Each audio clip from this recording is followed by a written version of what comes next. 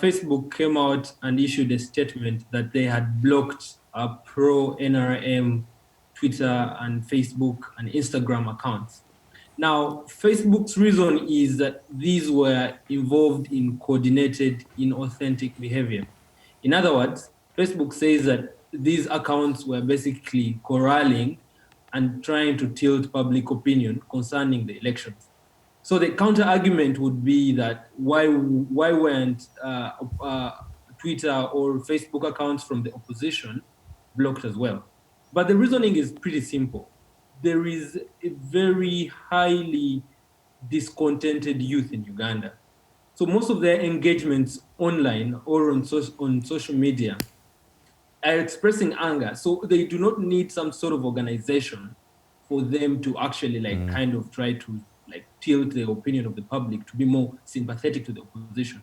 Contrary to that, the government and with its handlers, including public relations and the Ministry of Communication, which has a propaganda center called the Government Citizen Interaction Center that was spotlighted by Facebook, have been engaged in massive behaviors that try to tilt pro-government and specifically pro-NRM messages and campaigns. Now, we must remember that the president, Yoweri Museveni, has chided social media over and over again for being a hub of falsehoods and telling lies. Now, Uganda shut down the internet and social media in the 2016 elections, which were the last presidential elections. So the social media was shut down first during the election and also during the swearing in time. Now, social media in Uganda could be looked at as a small island. I mean, right now there are about 3 million social media users from a population of about 41 million Ugandans. But what has been unique about this election, moving on from the social media blockade from 2016, this election has also come with the weaponization of COVID. So earlier on in the year, the first quarter of 2020, Uganda was lauded as one of the countries that had successfully managed the spread of the contagion. Uganda was rated as a country that basically swung into action and closed borders and, conducted mass tests and the like. However, what happened was the president also promised that if the COVID situation hadn't improved, there wouldn't be elections. But of course, with the movement of time and also with the instrumentalization of COVID, this seemed like a very appropriate time for him to easily run over his opponents.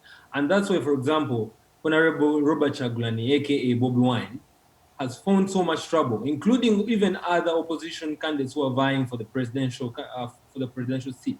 So they haven't been allowed to actually coordinate their campaigns on ground in as much as they haven't been allowed, to have mass media campaigns, specifically on televisions and on radio, which are, the highest channels through which Ugandans consume content. Now, social media could appear as if it's very small, as I'd said, considering from the numbers, but its role has been central in organizing elections and also specifically mobilizing the youth and mobilizing electoral agents.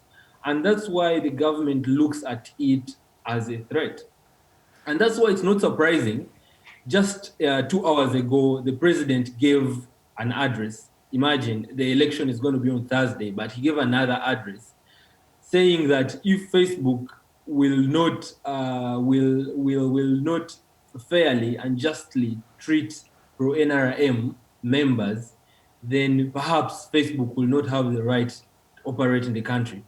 I find that's very appalling and truly absurd. And I find that this threat is not only within the electoral period, but also is a threat towards digital rights and the digital space, and overall freedom of expression and freedom of thought and opinion in Uganda.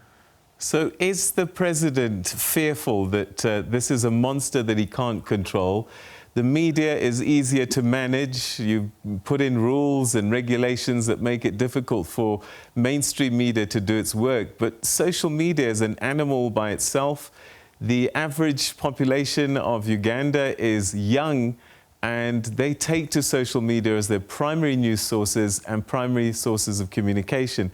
So is he genuinely fearful that he could lose this election if people, young people, are allowed to communicate and hear messages from opposition candidates? Well, I think he's more fearful for the future. I mean, because he has such a very strong grip on the country, it means that he could easily run over almost anyone, even in this election. But I'll tell you, because in 2018, the president ordered for a social media tax.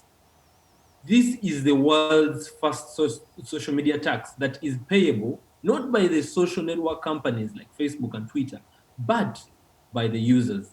You see, the argument was that since Ugandans are gossiping, quote unquote, online, and since the online space is growing significantly, I'm not so sure it was growing significantly anyway, but the reasoning was Uganda or the government could actually gain more revenue. But of course, experts and sections of civil society and the general public saw what that social media tax was for, an attempt to muzzle dissent and censor those who are opposing the government. So the tax was labeled, or the tax is labeled at only 5 cents per day, 5 cents of US dollars, okay? So 5 cents of US dollars per month is 1.5 US dollars to access social media.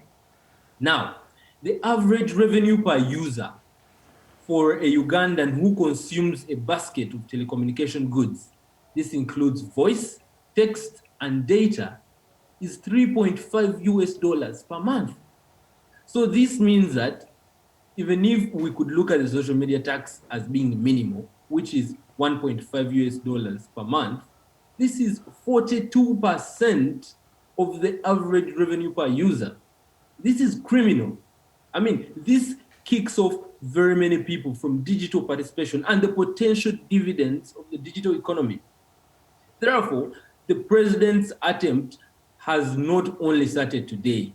The government's attempt have not only started today. They've been moving on, or they've been hatched from the last couple of years. And it's not only through the social media tax, but through a couple of policies and regulations that, of course, time cannot permit me to delve into.